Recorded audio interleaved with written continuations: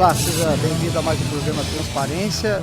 O programa está sendo levado ao vivo hoje, dia 30, e vai ser reprisado durante a nossa programação durante alguns dias. Hoje nós entrevistamos o vereador André Luiz. Bom dia, vereador. Tudo bem? Bom dia, Sérgio. Mais uma vez, uma grande satisfação participar deste programa. Comigo o jornalista Marco Aurélio Tarlá, nosso jornalista aqui da casa. Muito obrigado. Obrigado a você, Sérgio. E também o publicitário Tiago. Obrigado pelo convite mais uma vez, Sérgio. Tiago Rodrigues. Tudo bem, Tiago? Tudo bem. Vereador, nós estamos cada dia mais chegando próximas eleições, embora para muita gente esteja longe, para vocês é amanhã, né? E já há um burburinho em torno disso.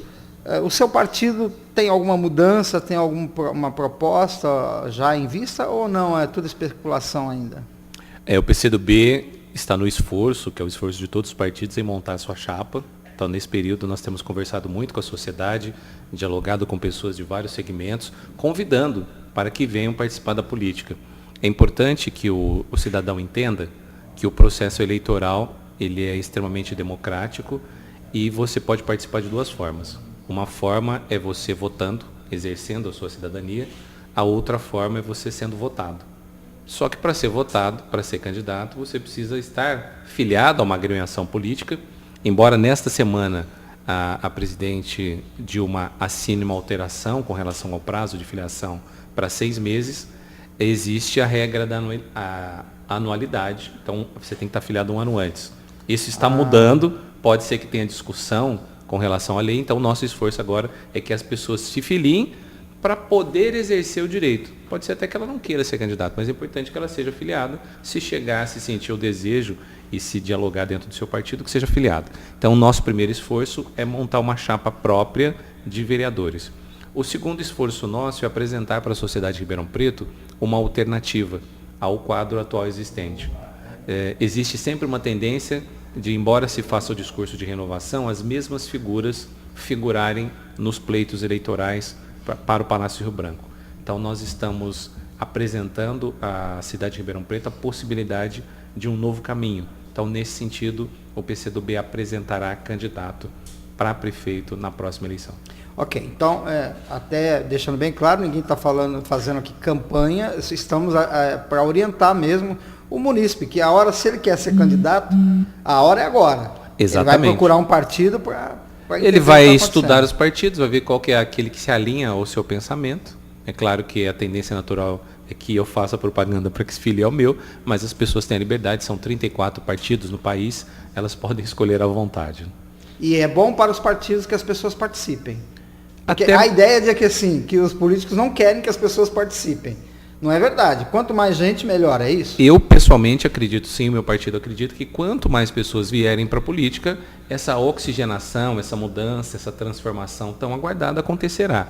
É necessário que as pessoas de bem se levantem, é necessário que os cidadãos honestos se levantem, é necessário que as mulheres combativas, as mulheres conscientes, as mulheres que fazem a diferença no seu ambiente de trabalho, na sua vizinhança, na sua comunidade, venham também participar da política para colaborar com esse processo.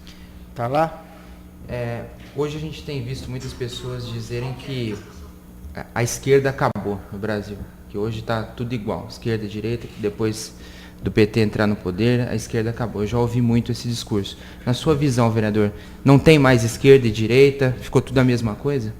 Não, continua existindo esquerda, continua existindo direita, e existe o centro. O PT caminhou um pouco da esquerda ao centro, mas os posicionamentos de esquerda são muito claras nos programas de governo ou nas formas de governar.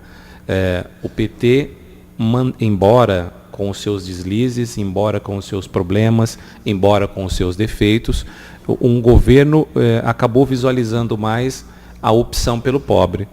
É claro que o rico, continuou ganhando, mas milhões de pessoas saíram da linha da miséria, milhões de pessoas tiveram mais acesso à educação.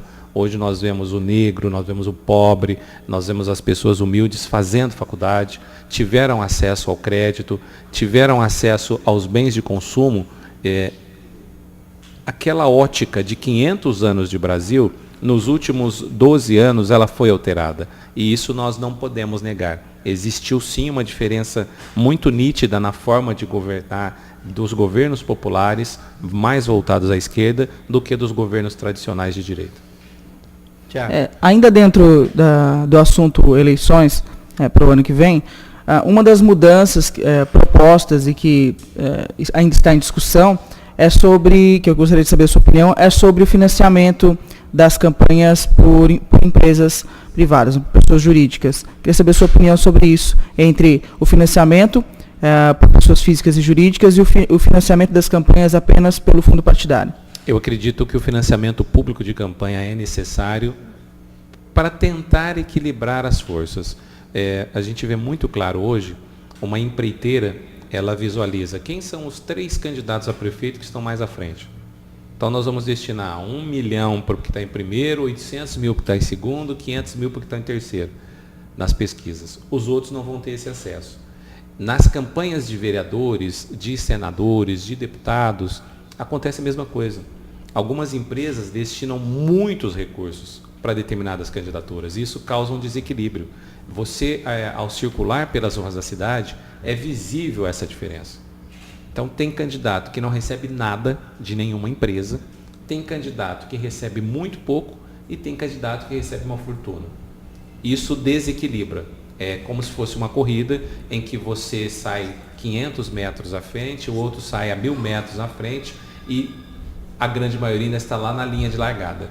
Então, o financiamento, a proibição do financiamento privado e a oficialização do financiamento público traria um equilíbrio. É claro que o cidadão que tem o seu capital próprio também iria disponibilizá-lo. Por isso que eu falo que o equilíbrio nunca é total, mas pelo menos a gente conseguiria aproximar.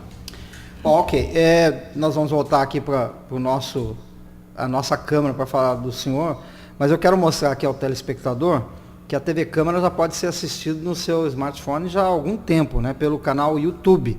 E é isso que eu queria perguntar ao senhor. O senhor tem usado as redes sociais como a TV Câmara está fazendo aqui? O senhor está ao vivo e a cores em qualquer tablet e smartphone.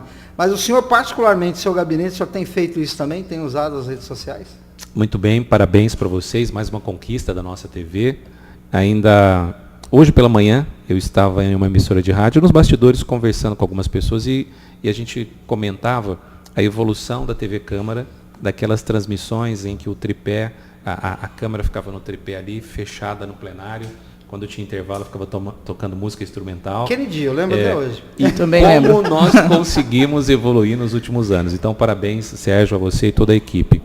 Eu uso ferramentas sociais. Há uns 3 meses eu tive dificuldades. Eu estou fazendo uma alteração. Então, o nosso site está sendo reformulado. O nosso Facebook deve ser reformulado agora essa semana. Mas eu utilizo essas ferramentas. Acredito que é um canal muito positivo. Tenho interagido também com alguns munícipes através do WhatsApp. Acho que são ferramentas que chegaram, elas não vão substituir o olho no olho, não vão substituir o telefone, não vão substituir outras coisas tradicionais, mas elas vão dar um implemento de velocidade muito grande na informação e no retorno que o parlamentar pode dar a toda a população. Recentemente o senhor... numa matéria da CBN, o senhor publicou o seu número de WhatsApp, né? Exatamente, foi interessante a jornalista perguntando, mas pode colocar? Pode colocar, acho que é uma coisa normal. Embora alguns munícipes utilizem de modo errado. Tem muito fake, tem muita gente agressiva, tem muita gente que xinga, que sem conhecer ou sem acompanhar o que está acontecendo no dia a dia, alguém faz uma postagem que não é verdadeira e todos embarcam nos comentários. Às vezes eu acompanho, eu vejo que são travadas verdadeiras batalhas ali através dos teclados, né? Mas mesmo assim entendo que é positivo e acho que todos deveriam usar. Até eu falar com o Tiago aqui, porque essa questão da rede social, neste momento de eleição, de pré-eleição, isso pode trazer um estrago, às vezes até irreversível, né, Tiago? É uma via de mão dupla, porque um assunto ou uma matéria publicada de maneira leviana ou erroneamente, para que o vereador ou a pessoa pública, seja lá quem for, consiga reverter a opinião, depois de tanto que aquilo reverberou, o esforço que isso exige é muito grande. Então, realmente existe essa contramão. É bem legal o candidato, o vereador, utilizar aquilo para falar dos seus projetos, para falar das suas pretensões, mas quando acontecem coisas desse tipo, desse gênero, é bem desagradável e muito complicado rebater. Existe muita técnica e muito esforço para poder rebater isso. E como é que o senhor resolve isso? Porque o senhor não está imune. Todos os políticos... Não, você recebem... tem um monitoramento, mas acontece algumas situações interessantes. Eu postei recentemente uma conquista, uma praça. Conseguimos ali consertar uma praça. E eu postei. E escrevi assim, muito obrigado ao pessoal da prefeitura que ajudou. Aí alguém já postou, obrigado nada, era obrigação deles, eles tinham que fazer isso mesmo. Tá? Mas aí o outro já entrou assim, mas você só arrumou essa e as outras. Quer dizer, eu estava falando que deu certo aquela. Sim. Não estou falando que não deu certo as outras. Então tem algumas pessoas que nunca olham pelo lado positivo. Elas estão envoltas pelo negativismo. Aliás, nas mídias sociais e na grande imprensa, existe uma corrente muito pessimista, aquele do quanto pior, melhor. E ela tem muitos adeptos. Eu cito, por exemplo, o caso, vamos pegar a saúde aqui em Ribeirão Preto. Eu já fui na UPA, já levei meus pais na UPA. A UPA atende 800 pessoas por dia. Se atender uma pessoa e esse atendimento não for bom, eles vão falar o dia inteiro, o mês inteiro, a semana inteira, vão acabar com os profissionais, vão acabar com o atendimento, vão dizer que nada presta. Mas não se fala quantas pessoas eles Mas são ninguém atendidas. fala assim, olha, naquele dia atenderam 799, salvaram 50 vidas, reverteram determinada situação. Então eu acredito que é missão da imprensa, e não é missão da mídia social, mas deveria ser um norteador da mídia social, a verdade. Se está bem, está bem, se está mal, mas não, eu percebo que as pessoas carregam na tinta, existe uma necessidade de divulgar tragédias ou de divulgar equívocos e, inclusive, atribuir a quem não é responsável a culpa por determinadas situações. Às vezes eu vejo vereador injustiçado por coisas que não é competência do vereador. Às vezes eu vejo prefeitos injustiçados por coisas que não são de responsabilidade do prefeito, às vezes deputado. Então, é importante o crítico, o jornalista faz isso. Antes de fazer a crítica, ele analisa. Quem deveria ter feito isso? Quem errou? E aí sim, você vai lá, dá a notícia e emite a sua opinião. Mas, infelizmente, isso não ocorre no dia a dia. A gente realmente vê isso acontecer. Vereador, uma outra coisa que nós gostaríamos aqui, eu particularmente gostaria de ter conhecimento, o vereador é muito presente nas solenidades e nos eventos que nós temos aqui em Ribeirão Preto. Eu, particularmente, o vejo em muitas situações, sejam solenidades culturais ou de associações ou da própria prefeitura.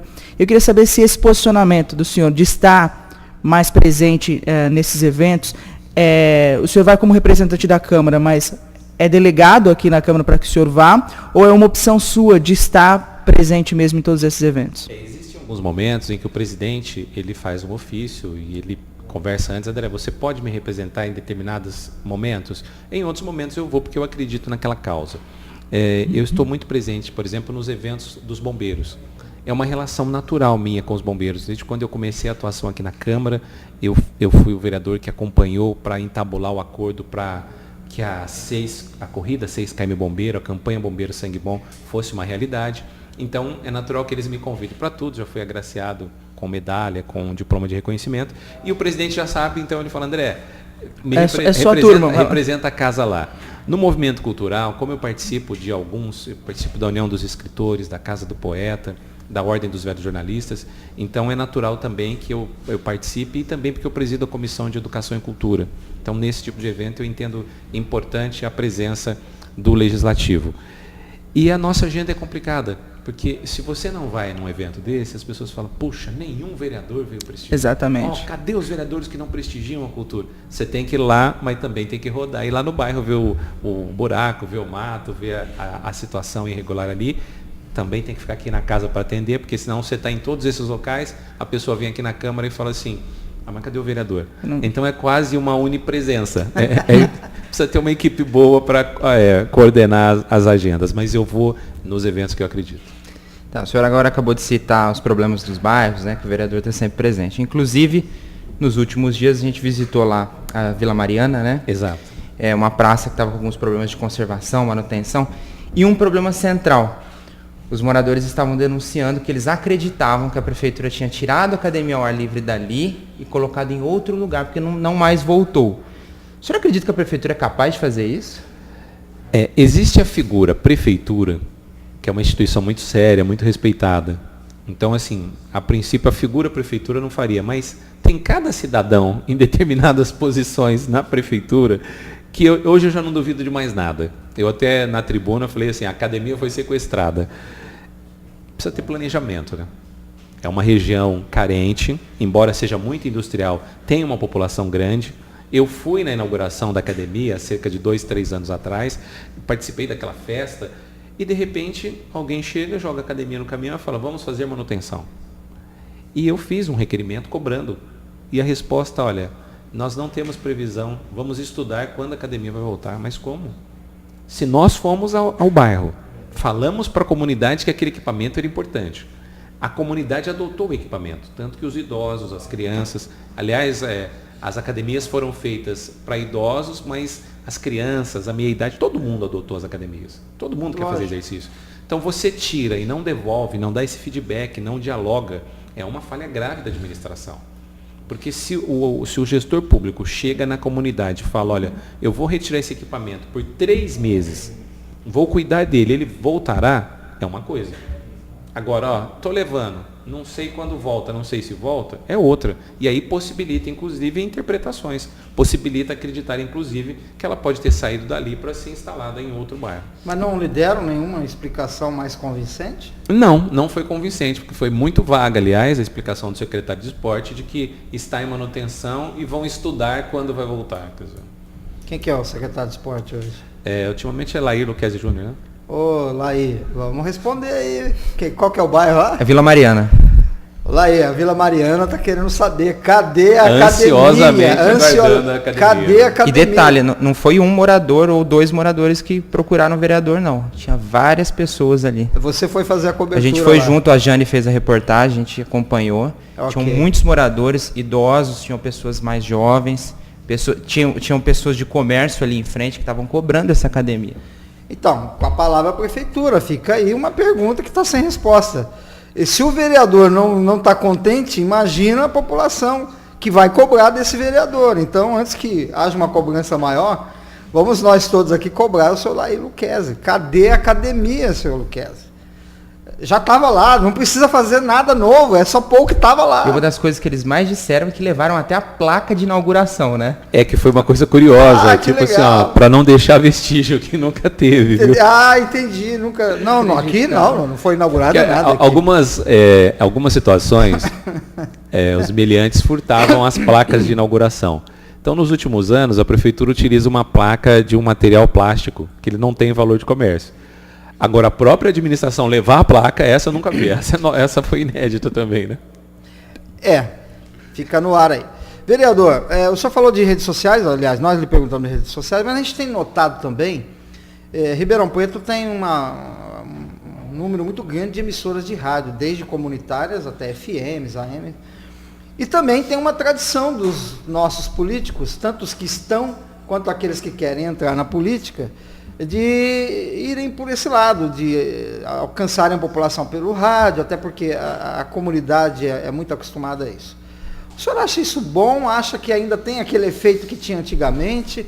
Antigamente não tão longe, por exemplo, o Coraúce Neto, que está até aqui até hoje aqui, que ainda se utiliza de rádio e tudo mais. Os senhores mais jovens, que também estão utilizando, têm tido um retorno, como talvez eles têm?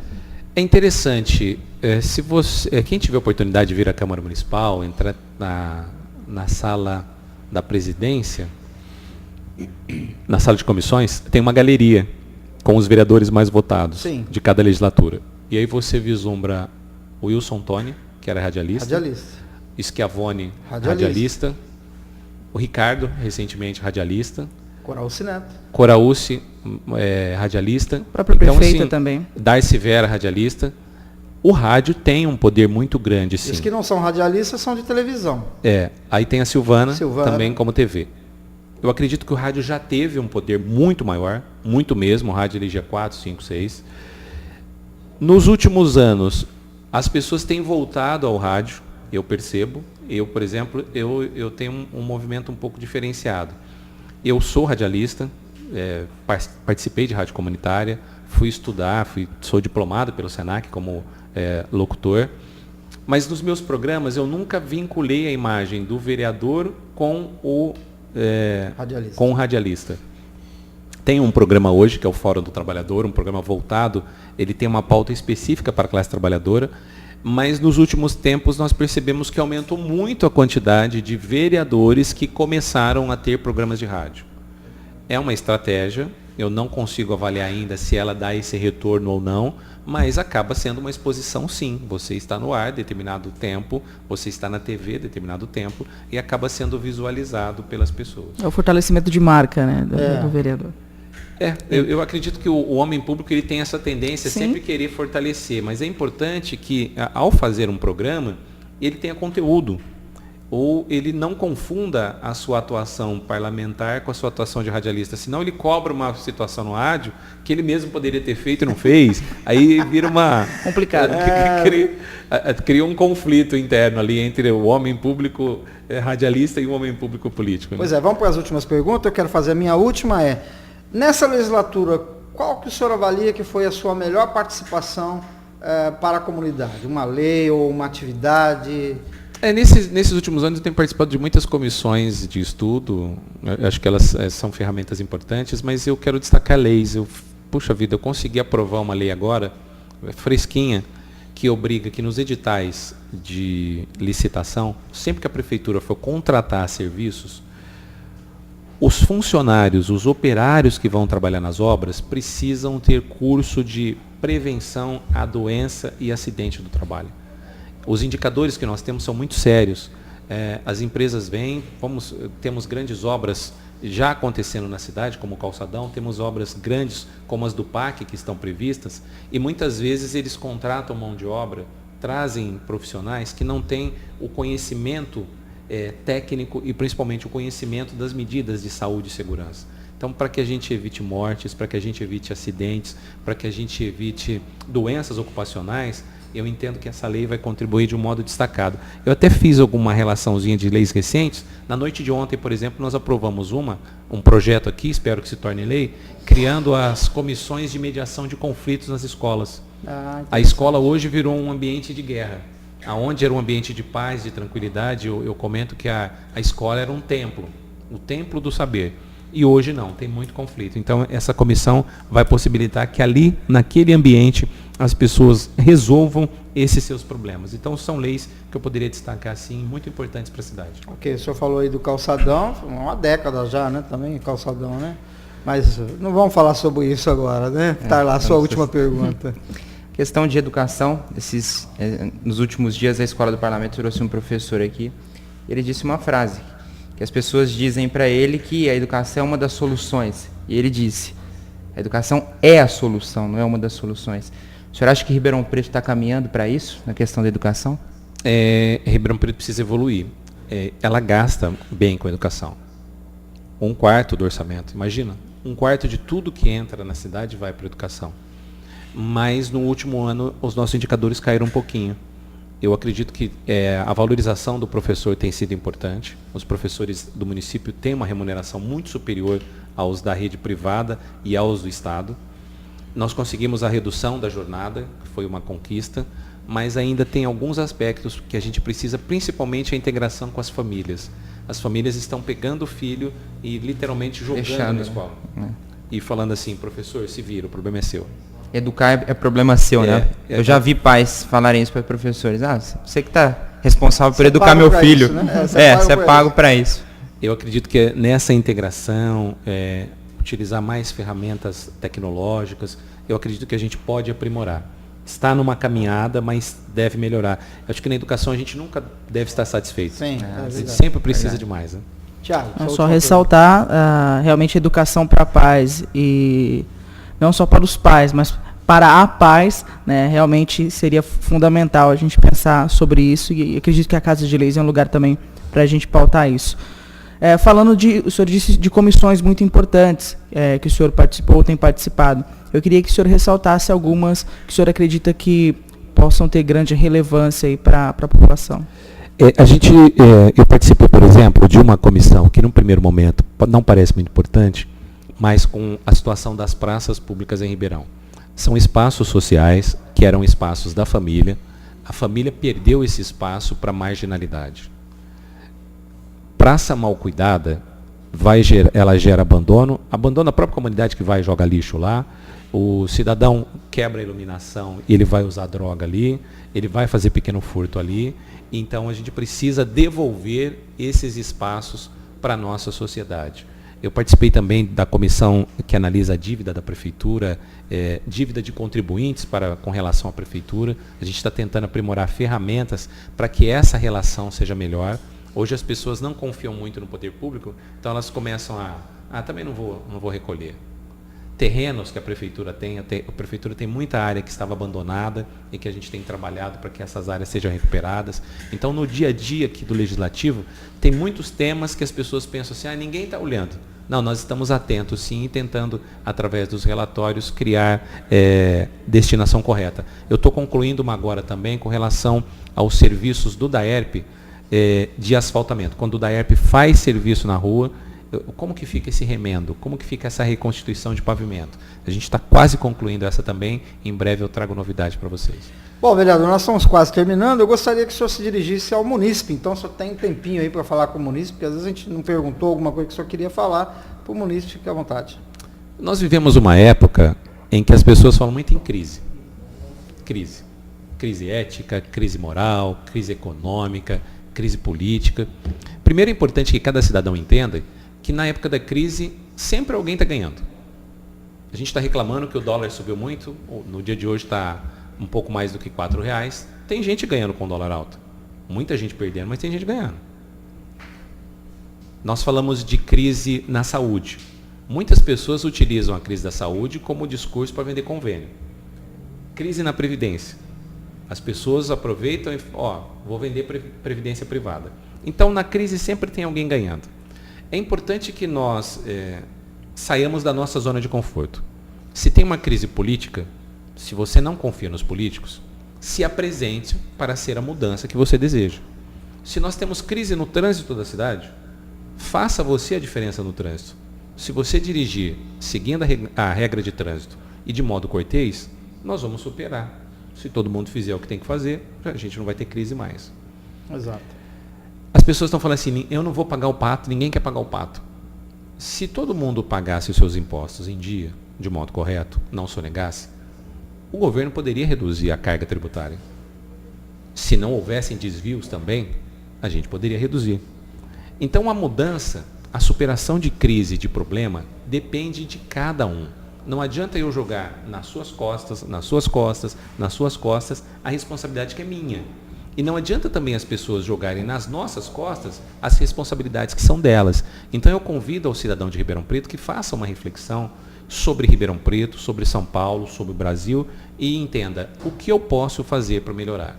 Enquanto homem público, enquanto vereador, o André se esforça em fazer o seu melhor para melhorar. E está aberto a receber críticas, mas principalmente a receber sugestões, opiniões. Nesse sentido, deve ter na sua tela, mas eu disponibilizo o nosso telefone 3607-4050 para que você ligue e faça contato. Ou entrando no site da Câmara, basta clicar em cima da minha foto, tem um link para o nosso e-mail, você também pode interagir apresentando. André, olha, aqui no nosso bairro eu entendo que pode melhorar tal coisa. Olha, na educação, na saúde, na segurança, na infraestrutura, enfim, nos vários segmentos da sociedade de Ribeirão Preto, eu tenho a minha contribuição. E eu estou disposto a dialogar com você.